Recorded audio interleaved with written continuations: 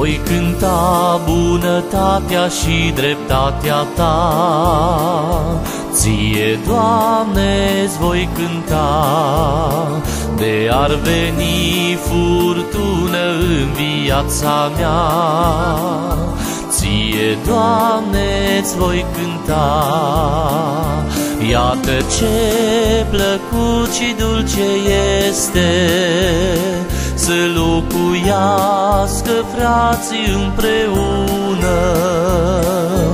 Iată ce plăcut și dulce este să locuiască frații împreună.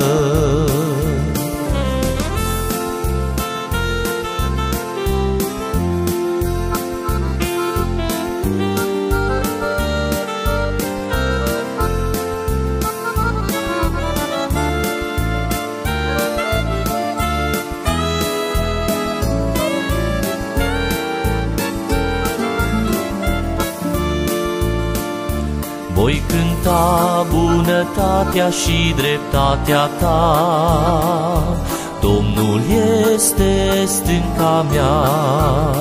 În Tine, Doamne, mi-am pus încrederea, căci Tu ești nădejdea mea. Iată ce plăcut și dulce este să locuiască frații împreună. Iată ce plăcut și dulce este să locuiască frații împreună.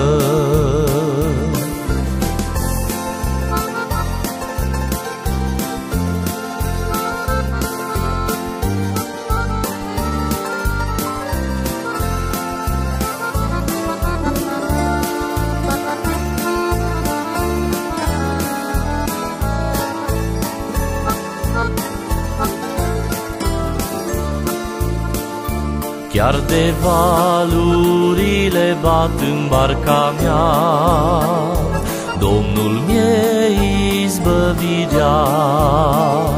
Ancoră și sprijin pe cărarea mea, când vine furtuna grea. Iată ce plăcut și dulce este să locuiască frații împreună. Iată ce plăcut și dulce este să locuiască frații împreună. Iată ce plăcut și dulce este să locuiască frații împreună. Iată ce plăcut și dulce este să locuiască frații împreună.